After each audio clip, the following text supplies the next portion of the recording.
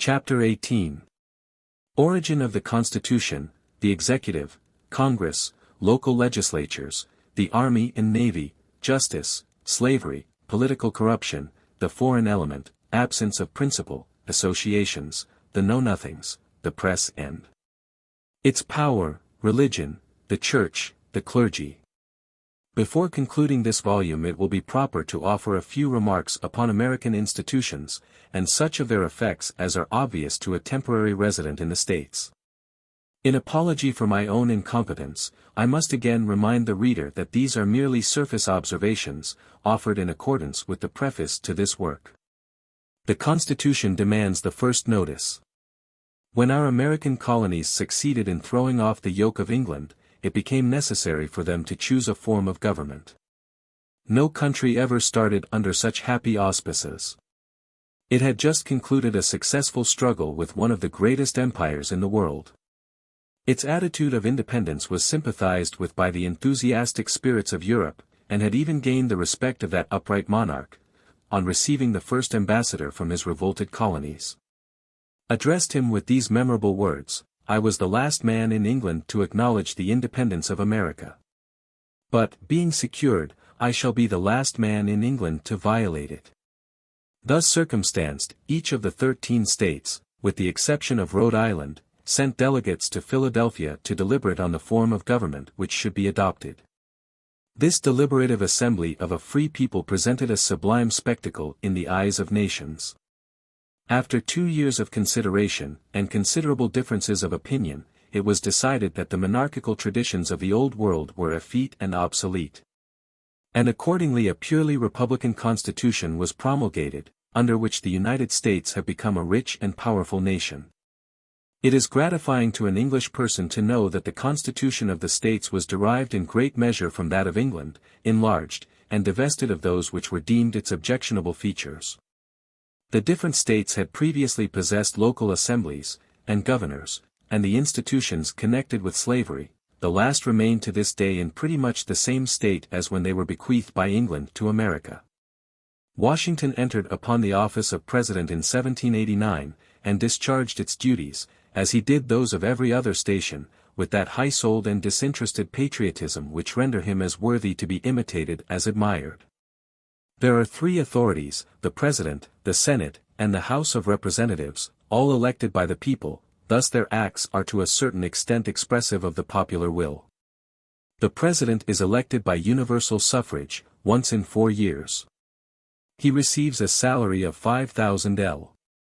per annum, and is assisted by 5 secretaries, who, with 2 other executive officers, are paid at the rate of 1,600 L.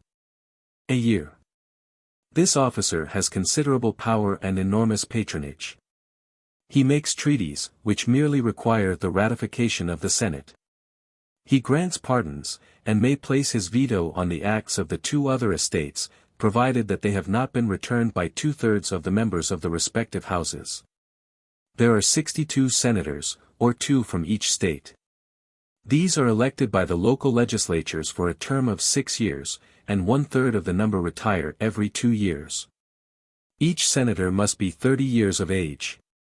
He must be a resident of the state which he represents, and he must have been naturalized for 9 years. The lower house, or House of Representatives, is perhaps the most purely popular body in the world. The members are elected for 2 years by universal suffrage, that is, by the votes of all the free male citizens of America who have attained the age of 21. Each member of the lower house must have been naturalized for 7 years, and he must have passed the age of 25. Population has been taken as the basis of representation, in the following very simple manner. The number of representatives was fixed by Act of Congress at 233, although a new one has recently been added for California. The aggregate representative population, by the last decennial enumeration, 21,767,673, is taken, and divided by 233. And the quotient, rejecting fractions, is the ratio of apportionment among the several states. The representative population of each state is then ascertained, and is divided by the above-named ratio, and the quotient gives the number of representatives to each state. The state of New York, being the most populous, possesses 33 representatives. 2 of the states, namely, Delaware and Florida, require no more than 1 each. On a rough calculation, each member represents about 90,000 persons. The 2 houses together are named Congress, and the members of both receive 32s per diem for their attendance, without deduction in case of sickness, in addition to traveling expenses. All measures of legislation and taxation must receive the approval of the President and the Congress, the majority in Congress representing the popular will. Every state has its assembly and governor, and to a certain extent has power to make its own laws. The members of these assemblies, the governors of the states, and the mayors and municipal officers of the cities, are all elected by universal suffrage. No system of direct taxation is adopted in the states, except for local purposes. The national revenue is derived from customs duties, on many articles so high as to amount to protective duties, from the sale of wild lands, and from 1 or 2 other sources. The annual revenue of the country is about 12,000,000 L. And the expenditure is under the income. The state officials are rather poorly paid. The chief ambassadors do not receive more than 1,800 L. per annum, and the chief justice, whose duties are certainly both arduous and responsible, only receives a salary of 1,000 L. a year. The principal items of expenditure are connected with the Army and Navy, and the officers in both these services are amply remunerated. The United States Navy is not so powerful as might be expected from such a maritime people. There are only 12 ships of the line and 12 first-class frigates, including receiving ships and those on the stocks. The standing army consists of 10,000 men, and is regarded with some jealousy by the mass of the people. The pay in this branch of the service varies from that of a major general, which is 1,000 L. a year, to that of a private, which is about 1/6d a day. This last is larger than it appears, as it is not subject to the great deductions which are made from that of an English soldier. The real military strength of America consists of an admirably trained militia force of about 2,200,000 men, supported at an enormous expense. This large body is likely to prove invincible for defensive purposes, as it is composed of citizens trained to great skill as marksmen, and animated by the strongest patriotism. But it is to be hoped that it also furnishes a security against an offensive war on a large scale, as it is scarcely likely that any great number of men would abandon their business and homes for any length of time for aggressive purposes. The highest court of law in the United States is the Supreme Court, which holds 1 annual session at Washington. It is composed of a Chief Justice and 8 Associate Justices, and is the only power not subjected directly or indirectly to the will of the people. The United States are divided into 9 judicial circuits, in each of which a circuit court is held twice a year by a justice of the Supreme Court, assisted by the district judge of the state in which the court sits. There is, however, a great weakness both about the executive and the administration of justice, the consequence of which is, that, when a measure is placed upon the statute book which is supposed to be obnoxious to any powerful class, a league is formed by private individuals for the purpose of enforcing it, or in some cases it would become a dead letter. The powerful societies which are formed to secure the working of the main law will occur at once to English readers. Each state possesses a distinct governmental machinery of its own, consisting of a governor, a senate, and a House of Representatives. The governor is elected by a majority of the votes of the male citizens for a term of years, varying in different states from 1 to 4. The senators are elected for like periods, and the representatives are chosen for 1 or 2 years. The largest number of representatives for any one state is 356. Nearly all power in the United States is held to a great extent on popular sufferance. It emanates from the will of the majority, no matter how vicious or how ignorant that majority may be. In some cases this leads to a slight alteration of the Latin axiom, salus populi est suprema lex, which may be read, the will of the people is the supreme law. The American Constitution is admirable in theory. It enunciates the incontrovertible principle, all men are free and equal. But unfortunately, a serious disturbing element, and one which by its indirect effects threatens to bring the machinery of the Republic to a deadlock, appears not to have entered into the calculations of these political theorists. This element is slavery, which exists in 15 out of 31 states, and it is to be feared that by a recent act of the legislature the power to extend it is placed in the hands of the majority, should that majority declare for it. In the new states, the struggle between the advocates of freedom and slavery is now convulsing America. It has already led to outrage and bloodshed in the state of Kansas, and appearances seem to indicate a prolonged and disastrous conflict between the North and South. The question is one which cannot be passed over by any political party in the states. Perhaps it may not be universally known in England that slavery is a part of the ratified constitution of the states, and that the government is bound to maintain it in its integrity. Its abolition must be procured by an important change in the constitution, which would shake, and might dislocate, the vast and unwieldy republic. Each state, I believe, has it in its power to abolish slavery within its own limits, but the federal government has no power to introduce a modification of the system in any. The federal compact binds the government, not to meddle with slavery in the states where it exists, to protect the owners in the case of runaway slaves, and to defend them in the event of invasion or domestic violence on account of it. Thus the rights and property in slaves of the slaveholders are legally guaranteed to them by the Constitution of the United States. At the last census the slaves amounted to more than 3 million, or about an eighth of the population, and constitute an alien body, neither exercising the privileges nor animated by the sentiments of the rest of the Commonwealth. Slavery at this moment, as it is the curse and the shame, is also the canker of the Union. By it, by the very constitution of a country which proudly boasts of freedom, 3 millions of intelligent and responsible beings are reduced to the level of mere property, property legally reclaimable, too. In the free states by an act called the Fugitive Slave Act. That there are slaveholders amiable, just, and humane, there is not a doubt. But slavery in its practice as a system deprives these millions of knowledge, takes away from them the Bible, keeps a race in heathen ignorance in a Christian land, denies to the slaves compensation for their labor. The rights of marriage and of the parental relation, which are respected even among the most savage nations. It sustains an iniquitous internal slave trade, it corrupts the owners, and casts a slur upon the dignity of labor. It acts as an incubus on public improvement, and vitiates public morals.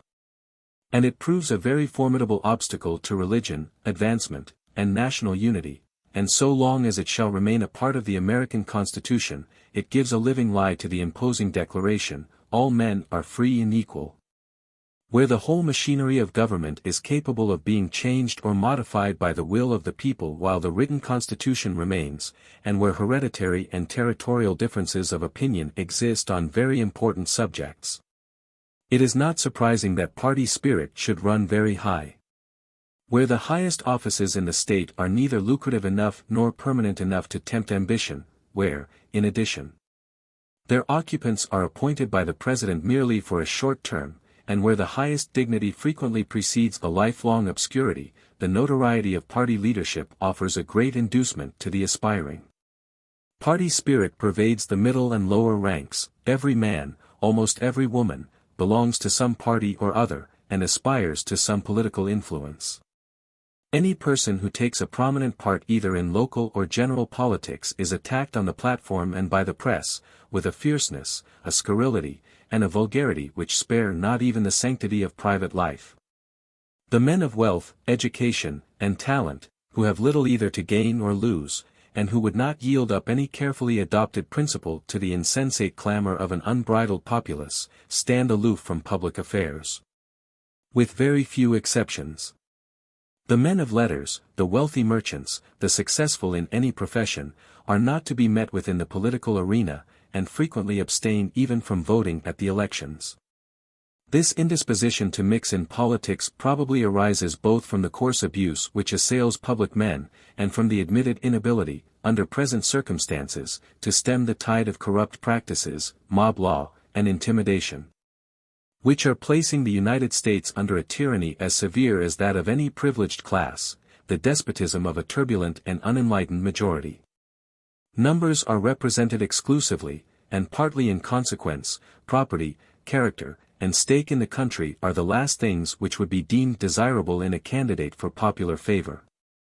Owing to the extraordinary influx of foreigners, an element has been introduced which could scarcely have entered into the views of the framers of the Constitution, and is at this time the great hindrance to its beneficial working.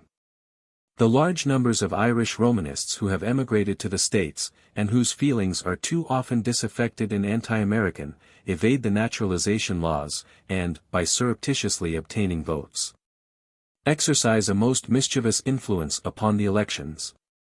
Education has not yet so permeated the heterogeneous mass of the people as to tell effectually upon their choice of representatives. The electors are caught by claptrap, noisy declamation, and specious promises, coupled with laudatory comments upon the sovereign people.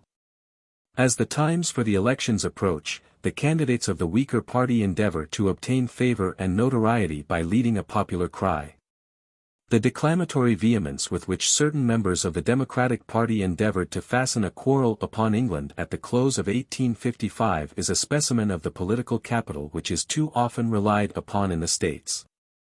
The enormous numbers of immigrants who annually acquire the rights of citizenship, without any other qualification for the franchise than their inability to use it aright, by their ignorance, turbulence, and often by their viciousness, tend still further to degrade the popular assemblies.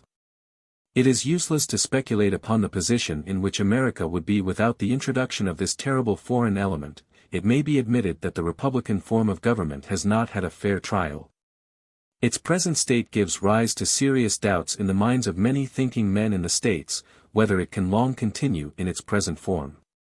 The want of the elements of permanency in the government keeps many persons from entering into public life. And it would appear that merit and distinguished talent, when accompanied by such a competence as renders a man independent of the emoluments of office, are by no means a passport to success. The stranger visiting the United States is surprised with the entire absence of gentlemanly feeling in political affairs. They are pervaded by a coarse and repulsive vulgarity, they are seldom alluded to in the conversation of the upper classes. And the ruling power in this vast community is in danger of being abandoned to corrupt agitators and noisy charlatans.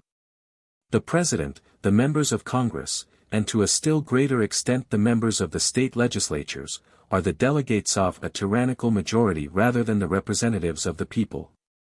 The million succeeds in exacting an amount of cringing political subserviency, in attempting to obtain which, in a like degree, few despots have been successful. The absence of a property qualification, the short term for which the representatives are chosen, and the want, in many instances, of a pecuniary independence among them, combined with a variety of other circumstances, place the members of the legislatures under the direct control of the populace. They are its servile tools, and are subject to its wayward impulses and its proverbial fickleness, hence the remarkable absence of any fixed line of policy. The public acts of America are isolated. They appear to be framed for the necessities of the moment, under the influence of popular clamor or pressure, and sometimes seem neither to recognize engagements entered into in the past, or the probable course of events in the future. America does not possess a traditional policy, and she does not recognize any broad and well-defined principle as the rule for her conduct. The national acts of spoliation or meanness which have been sanctioned by the legislature may be distinctly traced to the manner in which the primary elections are conducted. It is difficult, if not impossible, for the European governments to do more than guess at the part which America will take on any great question, whether, in the event of a collision between nations, she will observe an impartial neutrality, or throw the weight of her influence into the scale of liberty or despotism. It is to be feared that political morality is in a very low state. The ballot secures the electors from even the breath of censure by making them irresponsible. Few men dare to be independent. The plea of expediency is often used in extenuation of the grossest political dishonesty.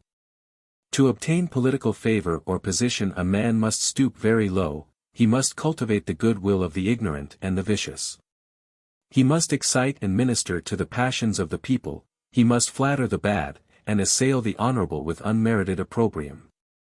While he makes the assertion that his country has a monopoly of liberty, the very plan which he is pursuing shows that it is fettered by mob rule. No honorable man can use these arts, which are, however, a highroad to political eminence.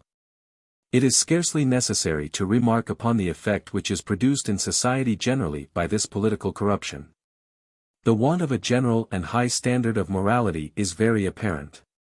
That dishonesty which is so notoriously and often successfully practiced in political life is not excluded from the dealings of man with man. It is jested about under the name of smartness, and commended under that of cuteness, till the rule becomes of frequent and practical application, that the disgrace attending a dishonorable transaction lies only in its detection. That a line of conduct which custom has sanctioned in public life cannot be very blamable in individual action.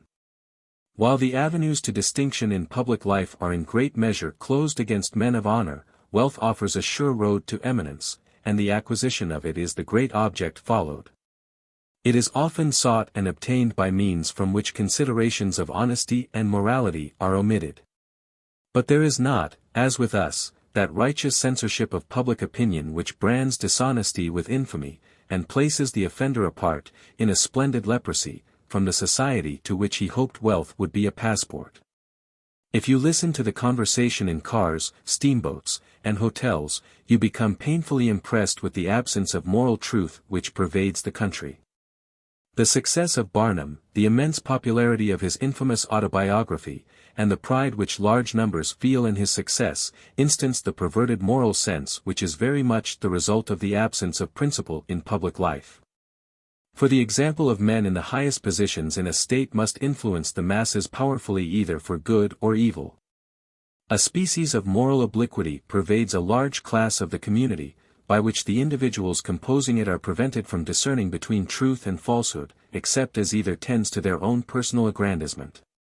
Thus truth is at a fearful discount, and men exult in successful roguery, as though a new revelation had authorized them to rank it among the cardinal virtues.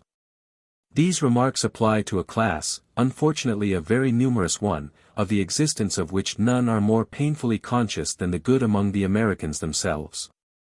Of the upper class of merchants, manufacturers, shipbuilders, and it would be difficult to speak too highly. They have acquired a worldwide reputation for their uprightness, punctuality, and honorable dealings in all mercantile transactions. The oppression which is exercised by a tyrant majority is one leading cause of the numerous political associations which exist in the states.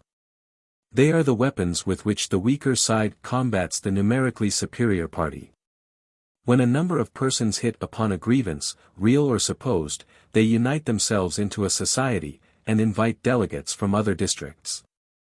With a celerity which can scarcely be imagined, declarations are issued and papers established advocating party views, public meetings are held, and a complete organization is secured, with ramifications extending all over the country.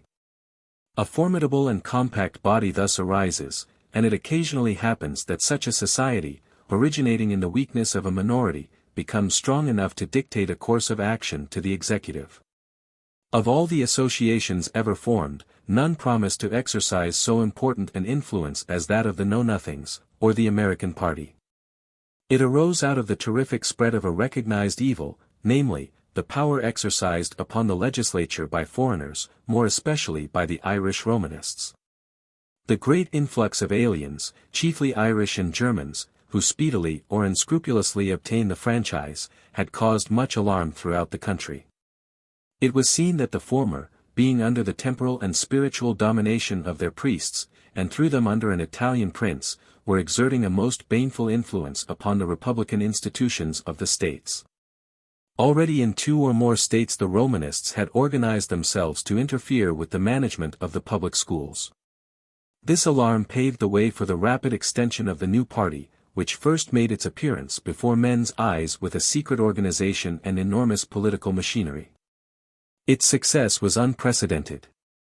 Favored by the secrecy of the ballot, it succeeded in placing its nominees in all the responsible offices in several of the states. Other parties appeared paralyzed, and men yielded before a mysterious power of whose real strength they were in complete ignorance. The avowed objects of the Know-Nothings were to establish new naturalization laws. prohibiting any from acquiring the franchise without a residence of 21 years in the States, to procure the exclusion of Romanists from all public offices, to restore the working of the Constitution to its original purity, and to guarantee to the nation religious freedom. A free Bible, and free schools. In fact, to secure to Americans the right which they are in danger of ceasing to possess, namely, that of governing themselves. The objects avowed in the preliminary address were high and holy. They stirred the patriotism of those who writhed under the tyranny of an heterogeneous majority, while the mystery of nocturnal meetings, and a secret organization, conciliated the support of the young and ardent. For a time a hope was afforded of the revival of a pure form of republican government, but unfortunately the Know-Nothing Party contained the elements of dissolution within itself. Some of its principles savored of intolerance, and of persecution for religious opinions, and it ignored the subject of slavery. This can never be long excluded from any party consideration, and, though politicians strive to evade it, the question still recurs, and will force itself into notice. Little more than a year after the Know-Nothings were first heard of, they came into collision with the subject, in the summer of 1855, and, after stormy dissensions at their great convention, broke up into several branches. Some of which totally altered or abandoned the original objects of their association. Their triumph was brief. Some of the states in which they were the most successful have witnessed their signal overthrow, and it is to be feared that no practical good will result from their future operations. But the good cause of constitutional government in America is not lost with their failure. Public opinion, whenever it shall be fairly appealed to, will declare itself in favor of truth and order. The conservative principle, though dormant, is yet powerful. And, though we may smile at Republican inconsistencies, and regret the state into which Republican government has fallen, it is likely that America contains the elements of renovation within herself. And will yet present to the world the sublime spectacle of a free people governing itself by just laws, and rejoicing in the purity of its original Republican institutions.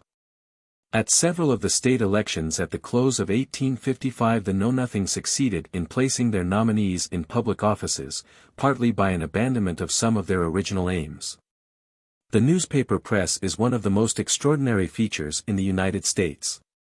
Its influence is omnipresent. Every party in religion, politics, or morals, speaks, not by one, but by 50 organs. And every nicely defined shade of opinion has its voices also. Every town of large size has from 10 to 20 daily papers, every village has its 3 or 4, and even a collection of huts produces its 1 daily, or 2 or 3 weeklies. These prints start into existence without any fiscal restrictions. There is neither stamp nor paper duty. Newspapers are not a luxury, as with us, but a necessary of life. They vary in price from 1 halfpenny to 3d, and no workman who could afford his daily bread would think of being without his paper. Hundreds of them are sold in the hotels at breakfast time. And in every steamer and railway car, from the Atlantic Ocean to the western prairies, the traveler is assailed by newsboys with dozens of them for sale. They are bought in hundreds everywhere, and are greedily devoured by men, women, and children. Almost as soon as the locality of a town is chosen, a paper starts into life, which always has the effect of creating an antagonist. The newspapers in the large cities spare no expense in obtaining, either by telegraph or otherwise, the earliest intelligence of all that goes on in the world. Every item of English news appears in the journals, from the movements of the court to those of the literati, and a weekly summary of parliamentary intelligence is always given. Any remarkable law proceedings are also succinctly detailed. It follows, that a dweller at Cincinnati or New Orleans is nearly as well versed in English affairs as a resident of Birmingham, and English politics and movements in general are very frequent subjects of conversation. Since the commencement of the Russian war the anxiety for English intelligence has increased, and every item of Crimean or Baltic news, as recorded in the letters of the special correspondents, is reprinted in the American papers without abridgment, and is devoured by all classes of readers. The great fault of most of these journals is their gross personality. Even the privacy of domestic life is invaded by their argus-eyed scrutiny. The papers discern everything, and, as everybody reads, no current events, whether in politics, religion, or the world at large, are unknown to the masses. The contents of an American paper are very miscellaneous.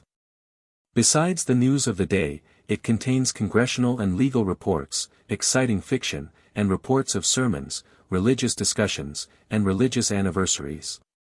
It pries into every department of society, and informs its readers as to the doings and condition of all. Thus every party and sect has a daily register of the most minute sayings and doings, and proceedings and progress of every other sect. And as truth and error are continually brought before the masses, they have the opportunity to know and compare. There are political parties under the names of Whigs, Democrats, Know-Nothings, Freesoilers, Fusionists, Hunkers, Woolly Heads, Dough-Faces, Hard Shells, Soft Shells, Silver Greys, and I know not what besides. All of them extremely puzzling to the stranger, but of great local significance. There are about 100 so-called religious denominations, from the orthodox bodies and their subdivisions to those professing the lawless fanaticism of Mormonism, or the chilling dogmas of atheism. All these parties have their papers, and each movement has its organ. The Woman's Right movement and the Spiritual Manifestation movement have several. There is a continual multiplication of papers, corresponding, not only to the increase of population, but to that of parties and vagaries. The increasing call for editors and writers brings persons into their ranks who have neither the education or the intelligence to fit them for so important an office as the irresponsible guidance of the people. They make up for their deficiencies in knowledge and talent by fiery and unprincipled partisanship, and augment the passions and prejudices of their readers instead of placing the truth before them. The war carried on between papers of opposite principles is something perfectly terrific. The existence of many of these prints depends on the violent passions which they may excite in their supporters, and frequently the editors are men of the most unprincipled character. The papers advocating the opinions of the different religious denominations are not exempt from the charge of personalities and abusive writing. No discord is so dread as that carried on under the cloak of religion, and religious journalism in the States is on a superlatively bitter footing. But evil as is, to a great extent, the influence exercised by the press, terrible as is its scrutiny, and unlimited as is its power, destitute of principle as it is in great measure, it has its bright as well as its dark side. Theories, opinions, men, and things, are examined into and sifted until all can understand their truth and error. The argument of antiquity or authority is exploded and ridiculed, and the men who seek to sustain antiquated error on the foundation of effete tradition are compelled to prove it by scripture or reason. Yet such are the multitudinous and tortuous ways in which everything is discussed, that multitudes of persons who have neither the leisure nor ability to reflect for themselves know not what to believe. And there is a very obvious absence of attachment to clear and strongly defined principles. The great circulation which the newspapers enjoy may be gathered, without giving copious statistics, from the fact that one out of the many New York journals has a circulation of 187,000 copies. The New York Tribune may be considered the leading journal of America, but it adheres to one set of principles, and Mr. Horace Greeley, the editor, has the credit of being a powerful advocate of the claims of morality and humanity.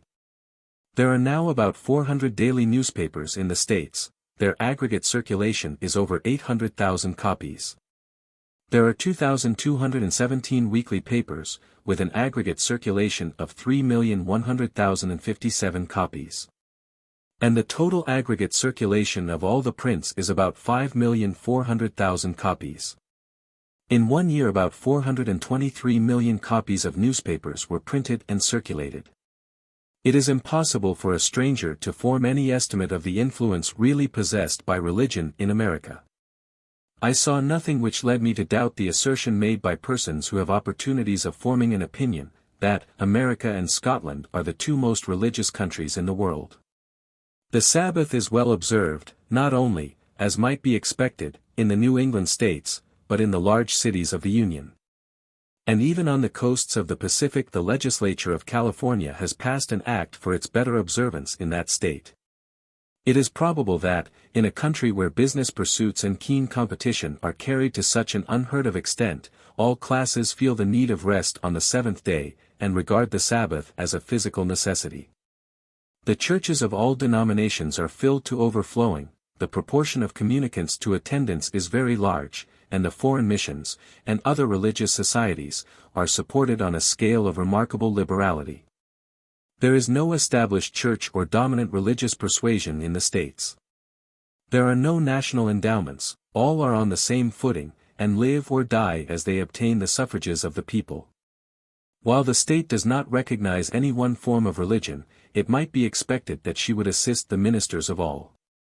Such is not the case. And, though government has wisely thought it necessary to provide for the education of the people, it has not thought it advisable to make any provision for the maintenance of religion.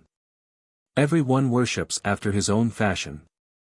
The sects are numerous and subdivided, and all enjoy the blessings of a complete religious toleration.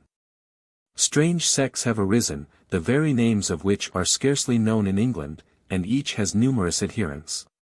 It may be expected that fanaticism would run to a great height in the States. Among the 100 different denominations which are returned in the census tables, the following designations occur: Mormonites, anti-burghers, believers in God, children of peace, disunionists, Dantean, democratic gospel, and Ebenezer socialists. Free inquirers, inspired church, Millwrights, Mennonites, New Lights, perfectionists, Pathonites, pantheists, Tunkards, restorationists, supralists, cosmopolites, and hosts of others. The clergy depend for their salaries upon the congregations for whom they officiate, and upon private endowments. The total value of church property in the United States is estimated at $86,416,639, of which one-half is owned in the states of Massachusetts, New York, and Pennsylvania. The number of churches, exclusive of those in the newly organized territories, is about 38,000. There is one church for every 646 of the population. The voluntary system is acted upon by each denomination, though it is slightly modified in the Episcopalian Church. In it, however, the bishops are elected, the clergy are chosen by the people, and its affairs are regulated by a convention. It is the oldest of the denominations, and is therefore entitled to the first notice. It has 38 bishops, 1714 ministers, and 105,350 communicants.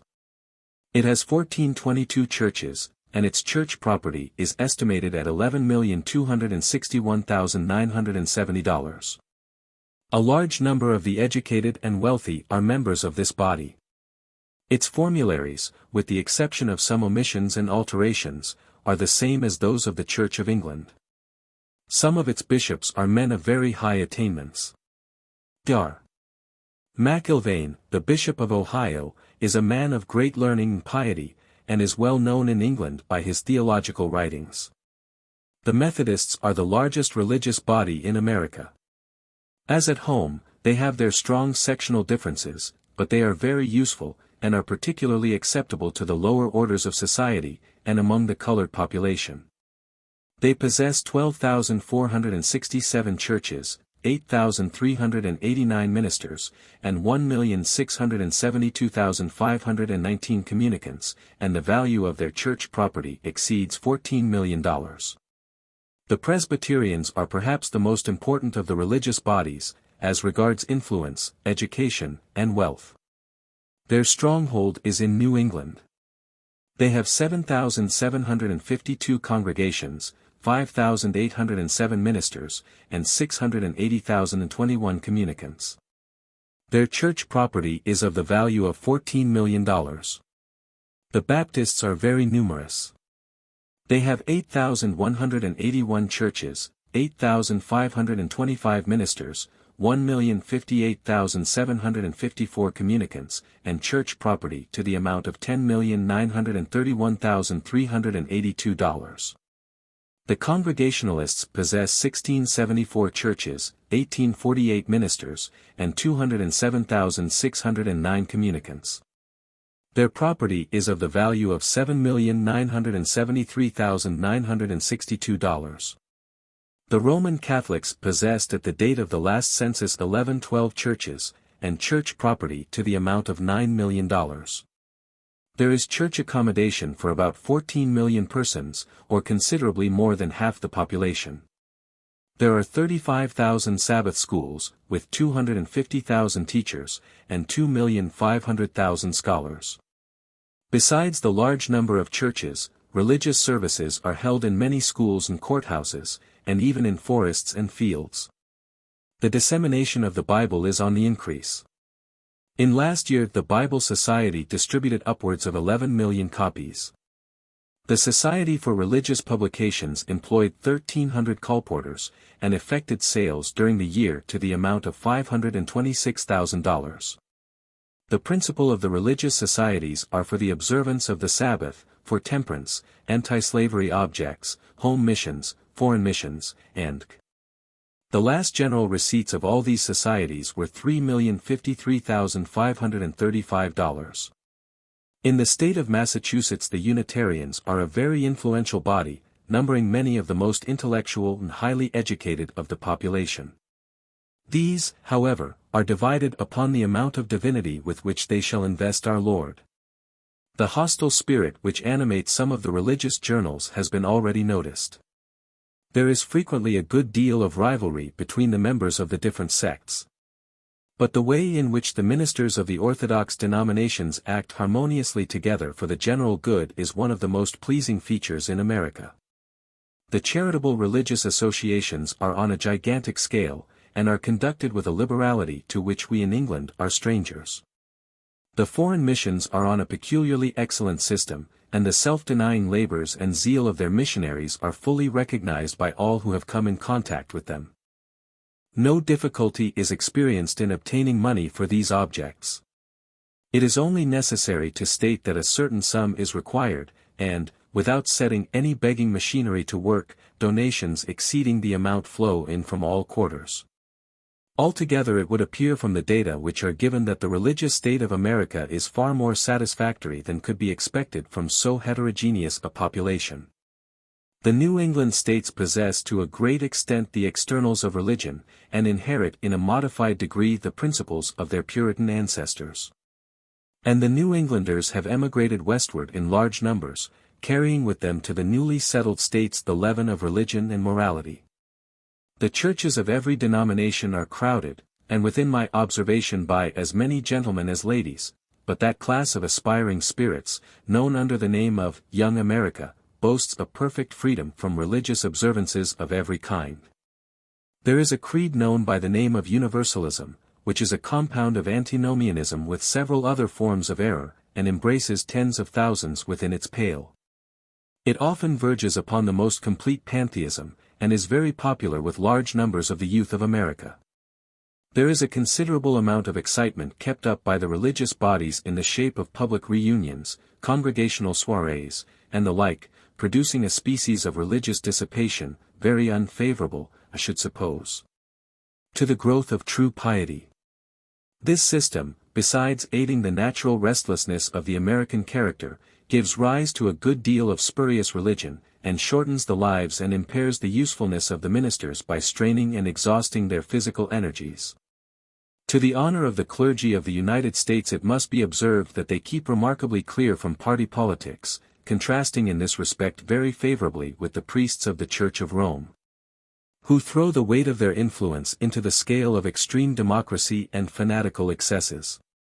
The unity of action which their ecclesiastical system ensures to them makes their progressive increase much to be deprecated.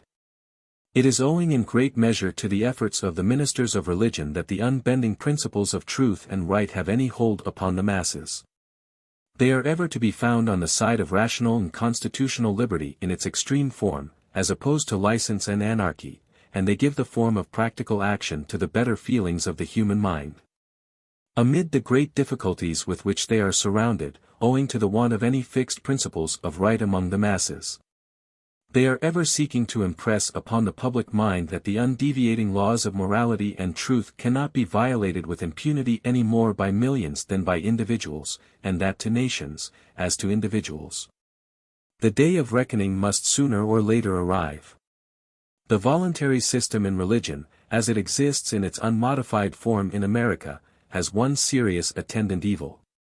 Where a minister depends for his income, not upon the contributions to a common fund, as is the case in the Free Church of Scotland, but upon the congregation unto which he ministers, his conscience is to a dangerous extent under the power of his hearers. In many instances his uncertain pecuniary relations with them must lead him to slur over popular sins, and keep the unpalatable doctrines of the Bible in the background, practically neglecting to convey to fallen and wicked man his Creator's message, repent, and believe the gospel. It has been found impossible in the States to find a just medium between state support, and the apathy which in the opinion of many it has a tendency to engender, and an unmodified voluntary system, with the subservience and high pressure which are incidental to it.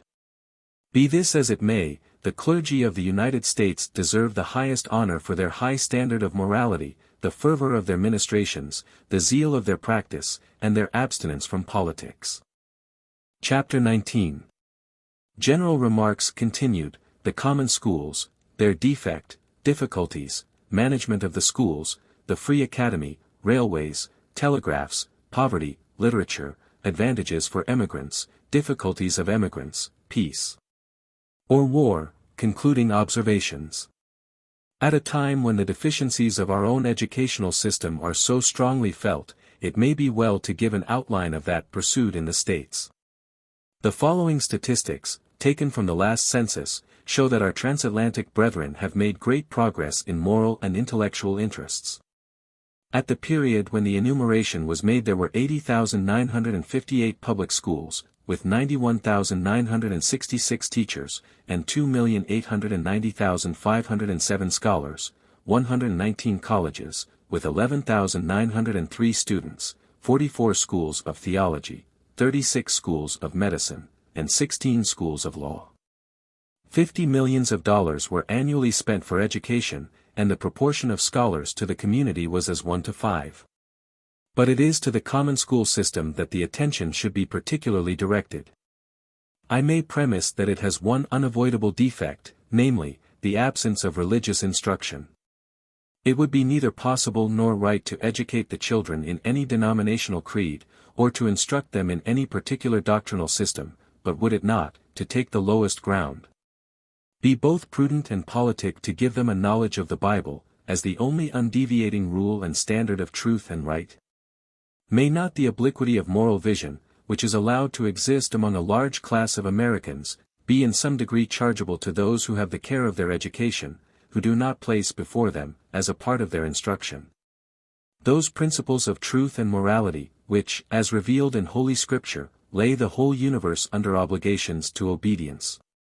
History and observation alike show the little influence practically possessed by principles destitute of superior authority, how small the restraint exercised by conscience is, and how far those may wander into error who once desert life's polar star, the fear of God. In regretting the exclusion of religious instruction from the common school system, the difficulties which beset the subject must not be forgotten, the multiplicity of the sects, and the very large number of Roman Catholics in schools supported by a rate levied indiscriminately on all, to form a course of instruction which could bear the name of a religious one, and yet meet the views of all, and clash with the consciences and prejudices of none, was manifestly impossible. The religious public in the United States has felt that there was no tenable ground between thorough religious instruction and the broadest toleration. Driven by the circumstances of their country to accept the latter course, they have exerted themselves to meet this omission in the public schools by a most comprehensive Sabbath school system. But only a portion of the children under secular instruction in the week attend these schools. And it must be admitted that to bestow intellectual culture upon the pupils, without giving them religious instruction, is to draw forth and add to the powers of the mind, without giving it any helm to guide it. In other words, it is to increase the capacity, without diminishing the propensity, to do evil. Apart from this important consideration, the educational system pursued in the States is worthy of the highest praise, and of an enlightened people in the 19th century. The education is conducted at the public expense, and the pupils consequently pay no fees. Parents feel that a free education is as much a part of the birthright of their children as the protection which the law affords to their life and property. The schools called common schools are supported by an education rate, and in each state are under the administration of a general board of education, with local boards, elected by all who pay the rate. In the state of Massachusetts alone, the sum of $921,532 was raised within the year, being at the rate of very nearly $1 for every inhabitant. Under the supervision of the General Board of Education in the state, schools are erected in districts according to the educational necessities of the population, which are periodically ascertained by a census. To give some idea of the system adopted, I will just give a sketch of the condition of education in the state of New York, as being the most populous and important. There is a state tax, or appropriation, of $800,000, and this is supplemented by a rate levied on real and personal property. Taking as an authority the return made to the legislature for the year ending in 1854, the total sum expended for school purposes within the state amounted to $2,469,248. The total number of children in the organized districts of the state was 1,150,532, of whom 862,935 were registered as being under instruction. The general management of education within the state is vested in a central board, with local boards in each of the organized districts, to which the immediate government and official supervision of the schools are entrusted. The system comprises the common schools, with their primary and upper departments, a normal school for the preparation of teachers, and a free academy. In the city of New York there are 224 schools in the receipt of public money, of which 25 are for colored children, and the number of pupils registered is given at 133,813. These common or ward schools are extremely handsome, and are fitted up at great expense, with every modern improvement in heating and ventilation. Children of every class, residing within the limits of the city, are admissible without payment, as the parents of all are supposed to be rated in proportion to their means. There is a principal to each school, assisted by a numerous and efficient staff of teachers, who in their turn are expected to go through a course of studies at the normal school. The number of teachers required for these schools is very great, as the daily attendance in 2 of them exceeds 2,000. The education given is so very superior, and habits of order and propriety are so admirably inculcated, that it is not uncommon to see the children of wealthy storekeepers side by side with those of working mechanics. In each school there is one large assembly room, capable of accommodating from 500 to 1,000 children, and 10 or 12 capacious classrooms. Order is one important rule, and, that it may be acted upon, there is no overcrowding, the pupils being seated at substantial mahogany desks only holding 2. The instruction given comprises all the branches of a liberal education, with the exception of languages. There is no municipal community out of America in which the boon of a first-rate education is so freely offered to all as in the city of New York. There is no child of want who may not freely receive an education which will fit him for any office in his country. The common school is one of the glories of America, and every citizen may be justly proud of it. It brings together while in a pliant condition the children of people of different origins, and besides diffusing knowledge among them, it softens the prejudices of race and party, and carries on a continual process of assimilation. The Board of Education of New York has lately thrown open several of these schools in the evening, and with very beneficial results. The number of pupils registered last year was 9,313. Of these, 3,400 were above the age of 16 and under 21, and 1,100 were above the age of 21. These evening schools entailed an additional expense of $17,563, the whole expenditure for school purposes in the city being $430,982. In the ward and evening schools of New York, 133,000 individuals received instruction. Each ward, or educational district, elects 2 commissioners, 2 inspectors, and 8 trustees. The duties of the inspectors are very arduous, as the examinations are frequent and severe. The crowning educational advantage offered by this admirable system is the free academy. This academy receives its pupils solely from the common schools. Every person presenting himself as a candidate must be more than 13 years of age, and, having attended a common school for 12 months, he must produce a certificate from the principal that he has passed a good examination in spelling, reading, writing, English grammar, arithmetic, geography, elementary bookkeeping, history of the United States, and algebra. This institution extends to the pupils in the common schools the advantage of a free education in those higher departments of learning which cannot be acquired without considerable expense in any other college. The yearly examination of candidates for admission takes place immediately after the common school examinations in July. There are at present nearly 600 students under the tuition of 14 professors, and as many tutors as may be required. The course of study extends over a period of 5 years, and is very complete and severe. Owing to the principle adopted in their selection, the pupils, representing every social and pecuniary grade in society, present a very high degree of scholarship and ability. In this academy the vestiges of antagonism between the higher and lower classes are swept away. Indeed, the poor man will feel that he has a greater interest in sustaining this educational system than the rich, because he can only obtain through it those advantages for his children which the money of the wealthy can procure from other sources. He will be content with his daily toil, happy in the thought that, by the wise provision of his government, the avenues to fame, preferment, and wealth, are opened as freely to his children as to those of the richest citizen in the land. In order to secure a supply of properly qualified teachers, the Board of Education has established a normal school, which numbers about 400 pupils. Most of these are assistant teachers in the common schools, and attend the normal school on Saturdays, to enable themselves to obtain further attainments, and higher qualifications for their profession. Under this system of popular education, the average cost per scholar for 5 years, including books, stationery, fuel, and all other expenses, is $7.02 per annum. This system of education is followed in nearly all the states. And while it reflects the highest credit on America, it contrasts strangely with the niggard plan pursued in England, where so important a thing as the education of the people depends almost entirely on precarious subscriptions and private benevolence.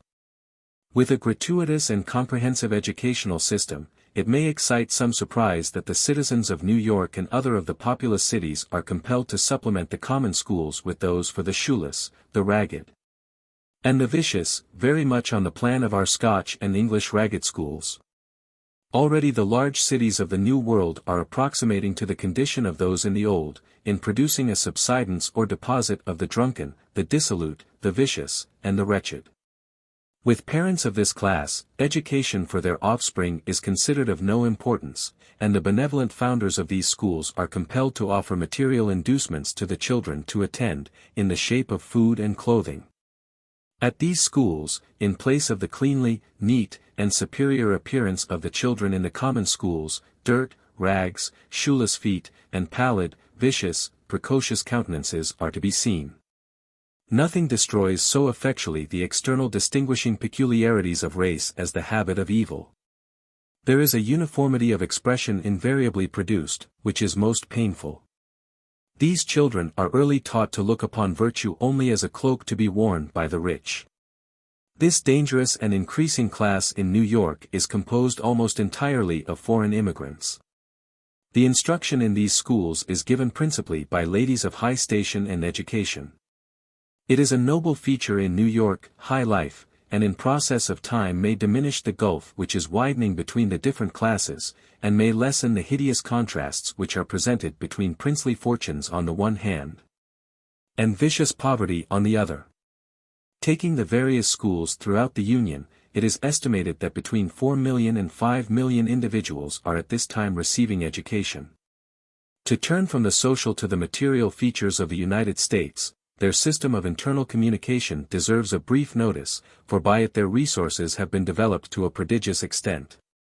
The system of railways, telegraphs, and canal and river navigation presents an indication of the wealth and advancement of the United States, as wonderful as any other feature of her progress. She contains more miles of railway than all the rest of the world put together. In a comparatively new country like America, many of the items of expense which attend the construction of railways in England are avoided. The initiatory expenses are very small. In most of the states, all that is necessary is, for the company to prove that it is provided with means to carry out its scheme, when it obtains a charter from the legislature at a very small cost. In several states, including the populous ones of New York and Ohio, no special charter is required, as a general railway law prescribes the rules to be observed by joint stock companies. Materials, iron alone excepted, are cheap, and the right-of-way is usually freely granted. In the older states, land would not cost more than 20 an acre. Wood frequently costs nothing more than the labor of cutting it, and the very level surface of the country renders tunnels, cuttings, and embankments generally unnecessary. The average cost per mile is about $38,000 or 7,600 L. In states where land has become exceedingly valuable, land damages form a heavy item in the construction of new lines, but in the South and West the case is reversed, and the proprietors are willing to give as much land as may be required. In return for having the resources of their localities opened up by railway communication. It is estimated that the cost of railways in the new states will not exceed 4,000 L per mile. The termini are plain, and have been erected at a very small expense, and many of the wayside stations are only wooden sheds. Few of the lines have a double line of rails, and the bridges or viaducts are composed of logs of wood, with little ironwork and less paint, except in a few instances. Except where the lines intersect cultivated districts, fences are seldom seen, and the paucity of porters and other officials materially reduces the working expenses. The common rate of speed is from 22 to 30 miles an hour, but there are express trains which are warranted to perform 60 in a like period. The fuel is very cheap, being billets of wood. The passenger and goods traffic on nearly all the lines is enormous, and it is stated that most of them pay a dividend of from 8 to 15%. The primary design has been to connect the sea coast with all parts of the interior, the ulterior is to unite the Atlantic and Pacific Oceans. At the present time there are about 25,000 miles of railway in operation and course of construction, and the average rate of fare is seldom more than 1d per mile. Already the chief cities of the Atlantic have been connected with the vast valley of the Mississippi, and before long the regions bordering on Lake Huron and Lake Superior will be united with Mobile and New Orleans. In addition to this enormous system of railway communication, the canal and river navigation extends over 10,000 miles, and rather more than 3,000 steamboats float on American waters alone. The facilities for telegraphic communication in the States are a further evidence of the enterprise of this remarkable people. They have now 22,000 miles of telegraph in operation, and the cost of transmitting messages is less than a halfpenny a word for any distance under 200 miles. The cost of construction, including every outlay, is about 30 L per mile. The wires are carried along the railways, through forests, and across cities, rivers, and prairies. Messages passing from one very distant point to another have usually to be rewritten at an intermediate station. Though by an improved plan they have been transmitted direct from New York to Mobile, a distance of 1,800 miles. By the Cincinnati telegraphic route to New Orleans, a distance from New York of 2,000 miles, the news brought by the British steamer to Sandy Hook at 8 in the morning has been telegraphed to New Orleans. And before 11 o'clock the effects produced by it upon speculations there have been returned to New York, the message accomplishing a distance of 4,000 miles in 3 hours. The receipts are enormous, for, in consequence of the very small sum charged for transmitting messages, as many as 600 are occasionally sent along the principal lines in one day. The 7 principal morning papers in New York paid in 1 year $50,000 for dispatches, and $14,000 for special messages. Messages connected with markets, public news, the weather, and the rise and fall of stocks, are incessantly passing between the great cities. Any change in the weather likely to affect the cotton crop is known immediately in the northern cities. While in the exchange at Boston, I witnessed the receipt of a telegraphic dispatch announcing that a heavy shower was falling at New Orleans. It must not be supposed that there is no poverty in the New World. During 1 year 134,972 paupers were in the receipt of relief, of whom 59,000 were in the state of New York, but to show the evil influence of the foreign, more especially the Irish, element in America, it is stated that 75% of the criminals and paupers are foreigners. The larger portion of the crime committed is done under the influence of spirits. And to impose a check upon their sale, that celebrated enactment, known under the name of the Maine Law, has been placed upon the statute books of several of the states, including the important ones of New York, Maine, Massachusetts, Connecticut, and Nebraska. This law prohibits, under heavy penalties, the manufacture or sale of alcoholic liquors.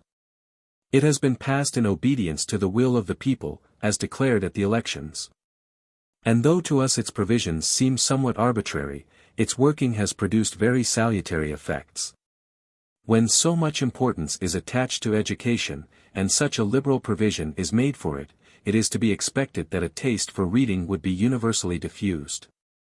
And such is the case. America teems with books. Every English work worth reading is reprinted in a cheap form in the States as soon as the first copy crosses the Atlantic. Our reviews and magazines appear regularly at half price, and Dickens' Household Words and Chambers' Journal enjoy an enormous circulation without any pecuniary benefit being obtained by the authors. Every one reads the newspapers and Harper's Magazine, and every one buys bad novels, on worse paper, in the cars and steamboats. The States, although amply supplied with English literature, have many popular authors of their own, among whom may be named Prescott, Bancroft, Washington Irving, Stowe, Stevens, Wetherall, Emerson, Longfellow, Lowell, and Bryant. Books are very cheap wherever the editions of English works are concerned, and a library is considered an essential part of the fitting up of a house. In many of the states there are public libraries supported by a rate. In the state of New York, in the year ending 1854, the Commissioners of Education received $90,579 for libraries. Perhaps the greatest advantage offered to emigrants is the opportunity everywhere afforded of investing small sums of money advantageously. In England, in most branches of trade, the low rate of wages renders it impossible for the operative to save any portion of his earnings. And even when he is able to do so, he can rarely obtain a higher rate of interest for his money than that which the savings banks offer. Economize as he may, his hard-won savings seldom are sufficient to afford him a provision in old age. In America, on the contrary, the man who possesses 5L or 10L has every hope of securing a competence. He may buy land in newly settled districts, which sometimes can be obtained at sevens an acre, and hold it till it becomes valuable, or he may obtain a few shares in any thriving corporate concern. 100 ways present themselves to the man of intelligence and industry by which he may improve and increase his little fortune. The necessaries of life are abundant and cheap, and, aided by a free education, he has the satisfaction of a well-grounded hope that his children will rise to positions of respectability and affluence, while his old age will be far removed from the pressure of want. The knowledge that each shilling saved may produce 10 or 20 by judicious investment is a constant stimulus to his industry.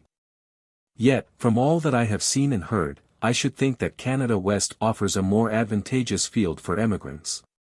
Equally free and unburdened by taxation, with the same social and educational advantages, with an increasing demand for labor of every kind, with a rich soil, extraordinary facilities of communication, and a healthy climate, pauperism is unknown. Fluctuations in commercial affairs are comparatively small, and, above all, the emigrant is not exposed to the loss of everything which he possesses as soon as he lands. An infamous class of swindlers, called emigrant runners, meet the poor adventurer on his arrival at New York. They sell him second-class tickets at the price of first-class, forged passes, and tickets to take him 1,000 miles, which are only available at the outside for 200 or 300. If he holds out against their extortions, he is beaten, abused, loses his luggage for a time, or is transferred to the tender mercies of the boarding-house keeper, who speedily deprives him of his hard-earned savings. These runners retard the westward progress of the emigrant in every way. They charge enormous rates for the removal of his luggage from the wharf, they plunder him in railway cars, in steamboats, in lodging houses. And if Providence saves him from sinking into drunkenness and despair, and he can be no longer detained, they sell him a lot in some non-existent locality, or send him off to the West in search of some pretended employment. Too frequently, after the emigrant has lost his money and property, sickened by disappointment and deserted by hope, he is content to remain at New York, where he contributes to increase that dangerous class already so much feared in the Empire City. One point remains to be noticed, and that is, the feeling which exists in America towards England. Much has been done to inflame animosity on each side, national rivalries have been encouraged, and national jealousies fomented. In traveling through the United States I expected to find a very strong anti-English feeling. In this I was disappointed.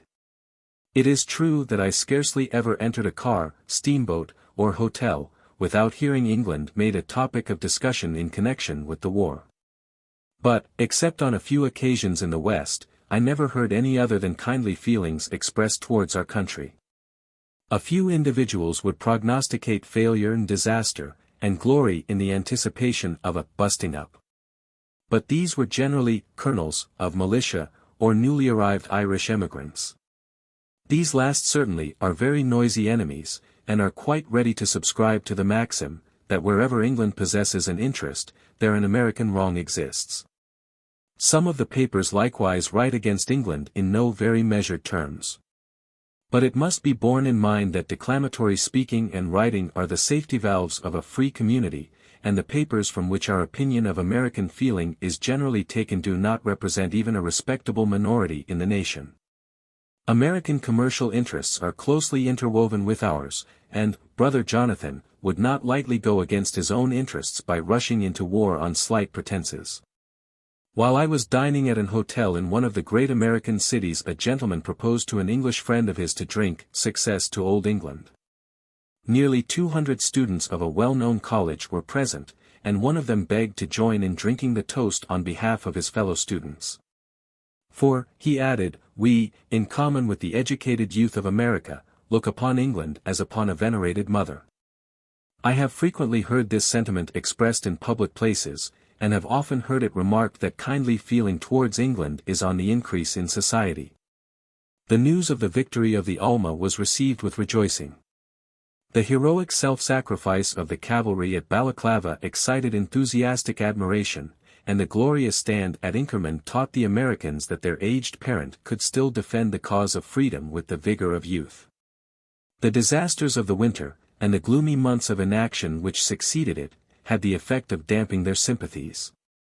The profits of defeat were for a time triumphant, and our fading prestige, and reputed incapacity, were made the subjects of ill-natured discussion by the press.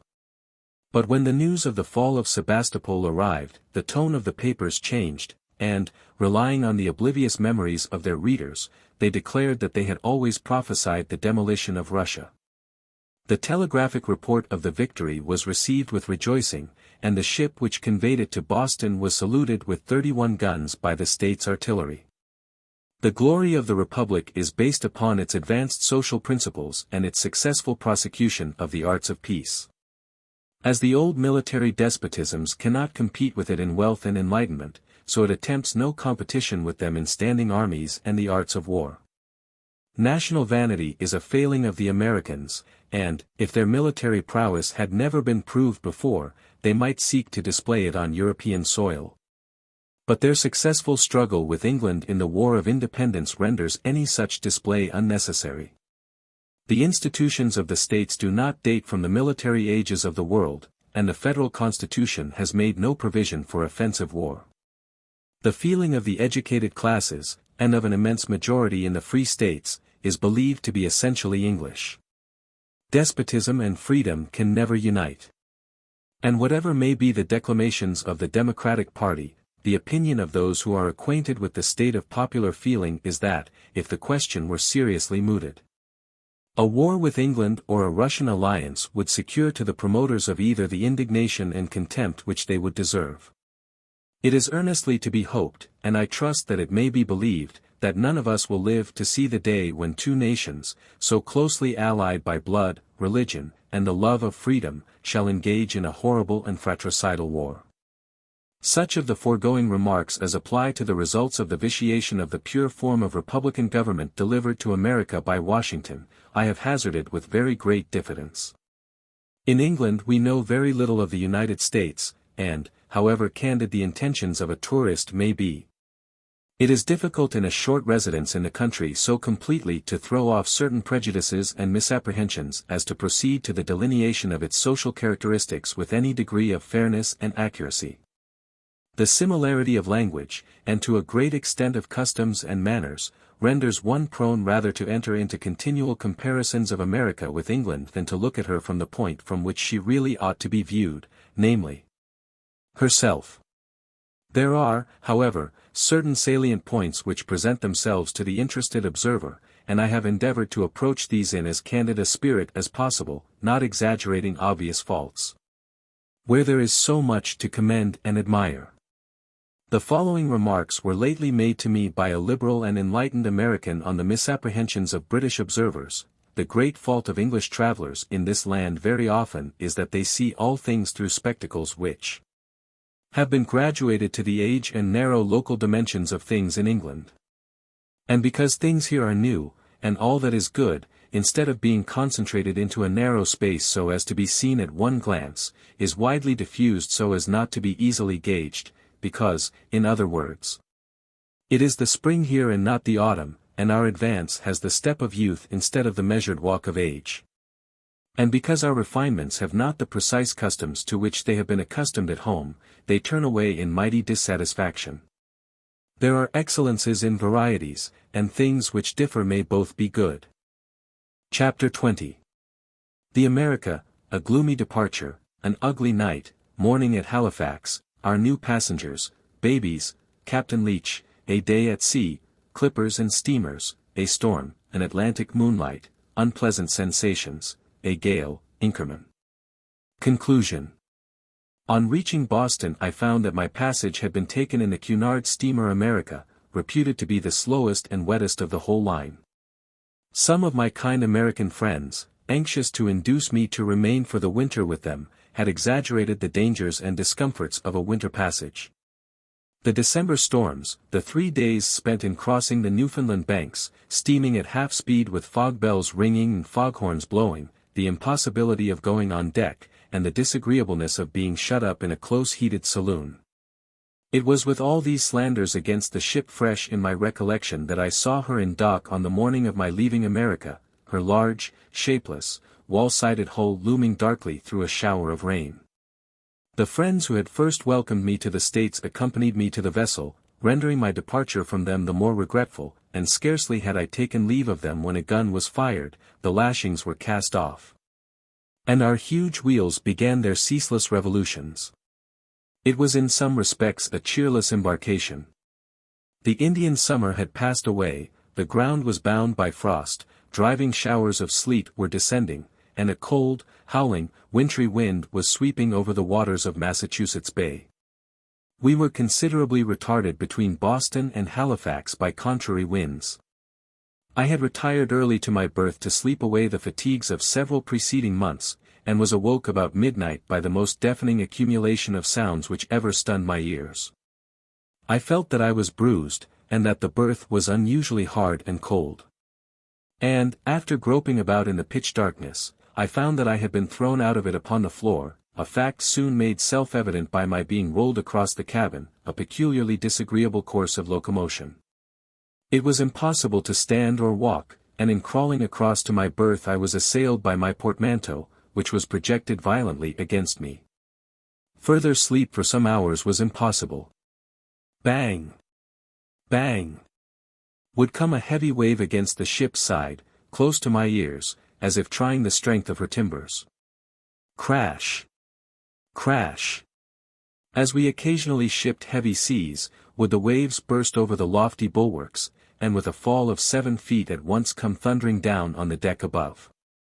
Then one sound asserted its claim to be heard over all the others, a sound as if our decks were being stove, a gun or some other heavy body had broken loose, and could not be secured. The incessant groaning, splitting, and heaving, and the roar of the water through the scuppers, as it found a tardy egress from the deluged deck, was the result of merely a head-wind and an ugly night. Late on the second evening of our voyage, I walked on deck. It was the fag end of a gale, and the rain was pouring down upon the slippery planks. Brightly a skyrocket whizzed upwards from a distant ship, and burst in a shower of flame, followed by two others, signaling our old acquaintance the Canada, bound from Liverpool to Boston. We sent up some fireworks in return, and soon lost sight of the friendly light on her paddle-box.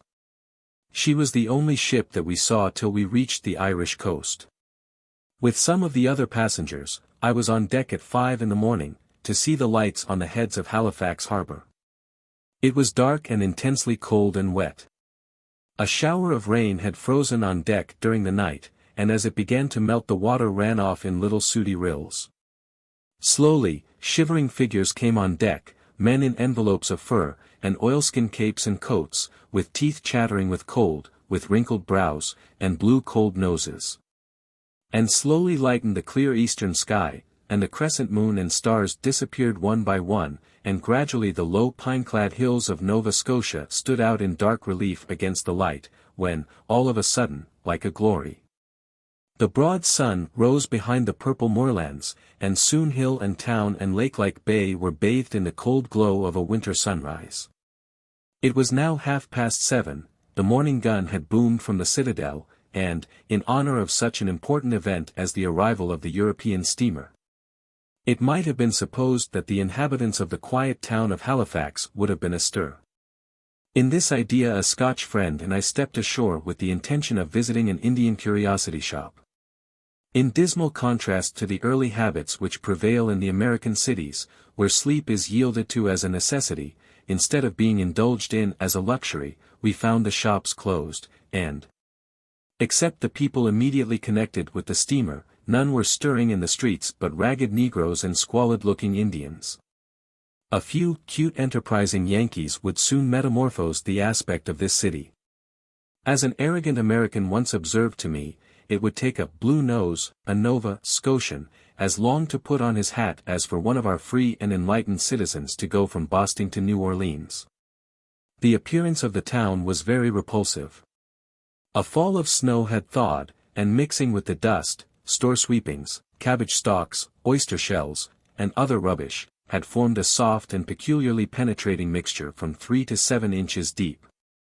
18 passengers joined the America at Halifax, and among them I was delighted to welcome my cousins, a party of 7, en route from Prince Edward Island to England. The 2 babies which accompanied them were rather dreaded in prospect, but I believe that their behavior gained them general approbation. As dogs are not allowed on the poop or in the saloon, a well-conditioned baby is rather a favorite in a ship. Gentlemen of amiable dispositions give it plenty of nursing and tossing, and stewards regard it with benignant smiles, and occasionally offer it tidbits purloined from dinner. Among the passengers who joined us at Halifax were Captain Leach, and 3 of the wrecked officers of the steamship City of Philadelphia, which was lost on Cape Race 3 months before. Captain Leach is a remarkable-looking man, very like the portraits of the Count of Monte Cristo. His heroism and presence of mind on the occasion of that terrible disaster were the means of saving the lives of 600 people, many of whom were women and children. When the ship struck, the panic among this large number of persons was of course awful. But so perfect was the discipline of the crew, and so great their attachment to their commander, that not a cabin boy left the ship in that season of apprehension without his permission. Captain Leach said that he would be the last man to quit the ship, and he kept his word. But the excitement, anxiety, and subsequent exposure to cold and fatigue, more especially in his search after the survivors of the ill-fated Arctic, brought on a malady from which he was severely suffering. We had only 60 passengers on board, and the party was a remarkably quiet one. There was a gentleman going to Paris as American consul, a daily, animated, and untiring advocate of slavery. A Jesuit missionary, of agreeable manners and cultivated mind, on his way to Rome to receive an episcopal hat, 2 Jesuit brethren, 5 lively French people. and the usual number of commercial travelers, agents, and storekeepers, principally from Canada. There were very few ladies, and only 3 besides our own party appeared in the saloon. For a few days after leaving Halifax we had a calm sea and fair winds, accompanied with rain, and with the exception of 6 unhappy passengers who never came upstairs during the whole voyage, all seemed well enough to make the best of things. A brief description of the daily routine on board these ships may serve to amuse those who have never crossed the Atlantic, and may recall agreeable or disagreeable recollections, as the case may be, to those who have. During the first day or 2 those who are seasick generally remain downstairs, and those who are well look sentimentally at the receding land, and make acquaintances with whom they walk 5 or 6 in a row, bearing down isolated individuals of antisocial habits.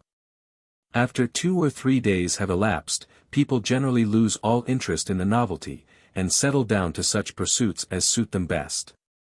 At 8 in the morning the dressing bell rings, and a very few admirable people get up, take a walk on deck, and appear at breakfast at 8:30. But to most this meal is rendered a superfluity by the supper of the night before, that condemned meal, which everybody declaims against, and everybody partakes of. However, if only 2 or 3 people appear, the long tables are adorned profusely with cold tongue, ham, Irish stew, mutton chops, broiled salmon, crimped cod, eggs, tea, coffee, chocolate, toast, hot rolls, and these viands remain on the table till 9:30.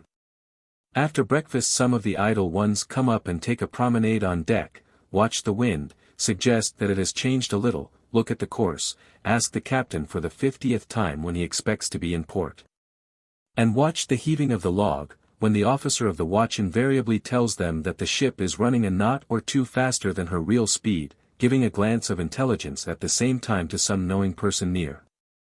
Many persons who are in the habit of crossing twice a year begin cards directly after breakfast, and, with only the interruption of meals, play till 11 at night. Others are equally devoted to chess. And the commercial travelers produce small square books with columns for dollars and cents, cast up their accounts, and bite the ends of their pens. A bell at 12 calls the passengers to lunch from their various lurking places, and, though dinner shortly succeeds this meal, few disobey the summons. There is a large consumption of pale ale, hotchpotch, cold beef, potatoes, and pickles. These pickles are of a peculiarly brilliant green, but, as the forks used are of electroplate, the daily consumption of copper cannot be ascertained. At 4 all the tables are spread. A bell rings, that tocsin of the soul, as Byron has sarcastically but truthfully termed the dinner bell, and all the passengers rush in from every quarter of the ship, and seat themselves with an air of expectation till the covers are raised. Grievous disappointments are often disclosed by the uplifted dish covers, for it must be confessed that to many people dinner is the great event of the day, to be speculated upon before, and criticized afterwards. There is a tureen of soup at the head of each table, and, as soon as the captain takes his seat, 12 waiters in blue jackets, who have been previously standing in a row, dart upon the covers. And after a few minutes of intense clatter the serious business of eating begins. The stewards serve with civility and alacrity, and seem to divine your wishes, their good offices no doubt being slightly stimulated by the vision of a douceur at the end of the voyage. Long bills of fare are laid on the tables, and good water, plentifully iced, is served with each meal. Wine, spirits, liqueurs, and ale are consumed in large quantities, as also soups, fish, game, venison, meat, and poultry of all kinds, with French side dishes, a profusion of jellies, puddings, and pastry, and a plentiful dessert of fresh and preserved fruits. Many people complain of a want of appetite at sea, and the number of bottles of Perrin sauce, used in the Cunard steamers must almost make the fortune of the maker. At 7 o'clock the tea bell rings, but the tables are comparatively deserted, for from 9:30 to 10:30 people can order whatever they please in the way of supper. In the America, as it was a winter passage, few persons chose to walk on deck after dinner, consequently the saloon from 8 till 11 presented the appearance of a room at a fashionable hotel. There were 2 regularly organized whist parties, which played rubbers ad infinitum. Cards indeed were played at most of the tables, some played backgammon, a few would doze over odd volumes of old novels, while 3 chessboards would be employed at a time, for there were 10 persons perfectly devoted to this noble game. The varied employments of the occupants of the saloon produced a strange mixture of conversations. One evening, while waiting the slow movements of an opponent at chess, the following remarks in slightly raised tones were audible above the rest: "Do you really think me pretty? Oh, flattering man! Deuce, ace, treble, double, and rub, that's a good hand, check, it's your play, you've gammoned me, I, sir, parbleu. Holloa. Steward, whiskey toddy for 4, I totally despise conventionalisms, checkmate, brandy punch for 6, you've thrown away all your hearts, and 100 others, many of them demands for something from the culinary department." Occasionally a forlorn wight, who neither played chess nor cards, would venture on deck to kill time, and return into the saloon panting and shivering, in rough surtout and fur cap, bringing a chilly atmosphere with him. Voted a bore for leaving the door open, and totally unable to induce people to sympathize with him in his complaints of rain, cold, or the ugly night. By 11 the saloon used to become almost unbearable, from the combined odors of roast onions, pickles, and punch, and at 1/2 the lights were put out, and the company dispersed, most to their berths, but some to smoke cigars on deck. Though the Cunard steamers are said by English people to be as near perfection as steamers can be, I was sorry not to return in a clipper. There is something so exhilarating in the motion of a sailing vessel, always provided she is neither rolling about in a calm, lying to in a gale, or beating against a head wind. She seems to belong to the sea, with her tall tapering masts, her cloud of moving canvas, and her buoyant motion over the rolling waves. Her movements are all comprehensible, and above board she is invariably clean, and her crew are connected in one's mind with nautical stories which charmed one in the long-past days of youth. A steamer is very much the reverse. Sam Slick, with his usual force and aptitude of illustration, says that she goes through the water like a subsoil plow with an 8-horse team. There is so much noise and groaning, and smoke and dirt, so much mystery also, and the ship leaves so much commotion in the water behind her. There do not seem to be any regular sailors, and in their stead a collection of individuals remarkably greasy in their appearance, who may be cooks or stokers, or possibly both. Then you cannot go on the poop without being saluted by a whiff of hot air from the grim furnaces below. Men are always shoveling in coal, or throwing cinders overboard, and the rig does not seem to belong to any ship in particular. The masts are low and small, and the canvas, which is always spread in fair weather, looks as if it had been trailed along Cheapside on a wet day. In the America it was not such a very material assistance either. For on one occasion, when we were running before a splendid breeze under a crowd of sail, the engines were stopped and the log heaved, which only gave our speed at 3 miles an hour. One lady passenger had been feeding her mind with stories of steamboat explosions in the States, and spent her time in a morbid state of terror by no means lessened by the close proximity of her stateroom to the dreaded engine. On the 6th day after leaving Halifax the wind, which everybody had been hoping for or fearing, came upon us at last, and continued increasing for 3 days, when, if we had been beating against it, we should have called it a hurricane. It was, however, almost directly aft, and we ran before it under sail.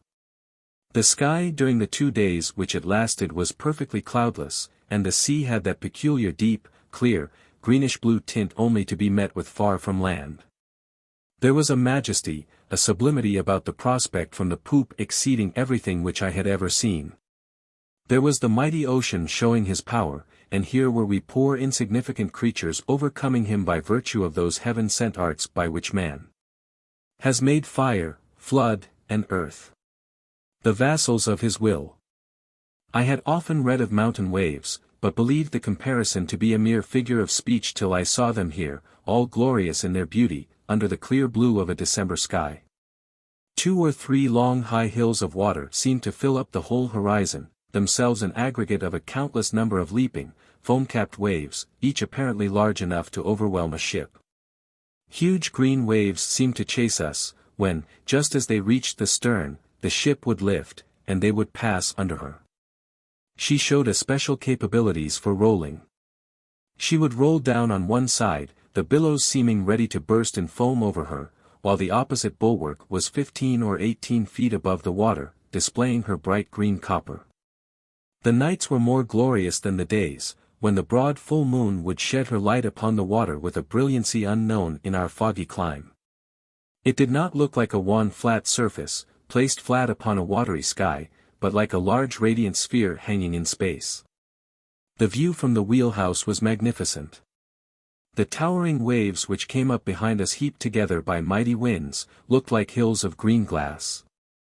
And the phosphorescent light like fiery lamps within, the moonlight glittered upon our broad foamy wake, our masts and spars and rigging stood out in sharp relief against the sky, while for once our canvas looked white.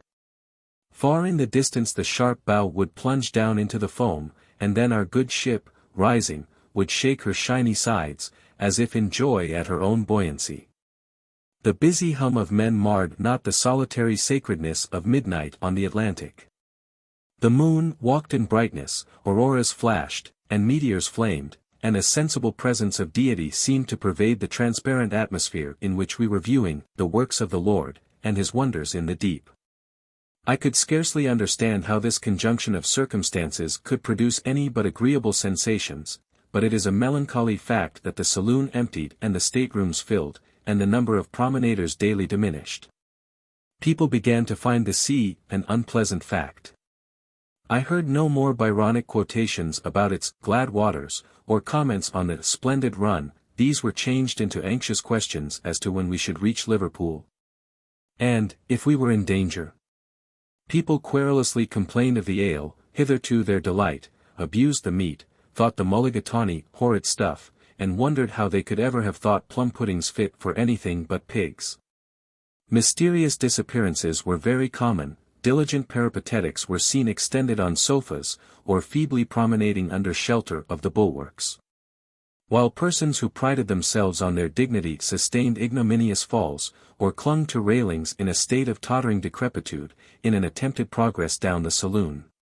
Though we had 4 ledges on the tables, cruets, bottles of claret, and pickles became locomotive, and jumped upon people's laps. Almost everything higher than a plate was upset, pickles, wine, ale, and oil forming a most odoriferous mixture. But these occurrences became too common to be considered amusing. 2 days before reaching England the gale died away, and we sighted Cape Clear at 8 o'clock on the evening of the 11th day out. A cold chill came off from the land, we were enveloped in a damp fog, and the inclemency of the air reminded us of what we had nearly forgotten, namely, that we were close upon Christmas. The greater part of Sunday we were steaming along in calm water, within sight of the coast of Ireland. And extensive preparations were being made for going ashore. Some people of sanguine dispositions had even decided what they would order for dinner at the Adelphi. Morning service was very fully attended, and it was interesting to hear the voices of people of so many different creeds and countries joining in that divinely taught prayer which proclaims the universal brotherhood of the human race. Knowing that in a few hours those who then met in adoration would be separated, to meet no more till summoned by the sound of the last trumpet. Those who expected to spend Sunday night on shore were disappointed. A gale came suddenly on us about 4 o'clock, sails were hastily taken in, orders were hurriedly given and executed, and the stewards were in despair, when a heavy lurch of the ship threw most of the things off the table before dinner. Mingling cutlery, pickles, and broken glass and china, in one chaotic heap on the floor. As darkness came on, the gale rose higher, the moon was obscured, the rack in heavy masses was driving across the stormy sky. And scuds of sleet and spray made the few venturous persons on deck cower under the nearest shelter to cogitate the lines. Nights like these, when the rough winds wake western seas, brook not of glee. I might dwell upon the fury of that night, upon the awful blasts which seemed about to sweep the seas of every human work, upon our unanswered signals, upon the length of time while we were drifting, drifting, drifting on the shifting currents of the restless main, upon the difficulty of getting the pilot on board, and the heavy seas through which our storm-tossed bark entered the calmer waters of the Mersey, but I must hasten on. Night after night had the French and English passengers joined in drinking with enthusiasm the toast, La Prise de Sebastopol. Night after night had the national pride of the representatives of the Allied nations increased. Till we almost thought in our ignorant arrogance that at the first thunder of our guns the defences of Sebastopol would fall, as did those of Jericho at the sound of the trumpets of Joshua. Consequently, when the pilot came on board with the newspaper, most of the gentlemen crowded to the gangway, prepared to give 3 cheers for the fall of Sebastopol. The pilot brought the news of victory, but it was of the barren victory of Inkerman. A gloom fell over the souls of many, as they read of our serried ranks mown down by the Russian fire, of heroic valor and heroic death. The saloon was crowded with eager auditors as the bloody tidings were made audible above the roar of winds and waters. I could scarcely realize the gloomy fact that many of those whom I had seen sail forth in hope and pride only 10 months before were now sleeping under the cold clay of the Crimea. 3 cheers for the victors of Inkerman, and 3 for our allies, were then heartily given, though many doubted whether the heroic and successful resistance of our troops deserved the name of victory. Soon after midnight we anchored in the Mersey, but could not land till morning, and were compelled frequently to steam up to our anchors, in consequence of the fury of the gale. I felt some regret at leaving the good old steamship America, which had borne us so safely across the vexed Atlantic, although she rolls terribly, and is, in her admirable captain's own words, an old tub, but slow and sure. She has since undergone extensive repairs, and I hope that the numerous passengers who made many voyages in her in the shape of rats have been permanently dislodged. Those were sacred feelings with which I landed upon the shores of England. Although there appeared little of confidence in the present, and much of apprehension for the future, I loved her better when a shadow was upon her than in the palmy days of her peace and prosperity. I had seen in other lands much to admire, and much to imitate, but it must not be forgotten that England is the source from which those streams of liberty and enlightenment have flowed which have fertilized the western continent. Other lands may have their charms, and the sunny skies of other climes may be regretted, but it is with pride and gladness that the wanderer sets foot again on British soil, thanking God for the religion and the liberty which have made this weather-beaten island in a northern sea to be the light and glory of the world.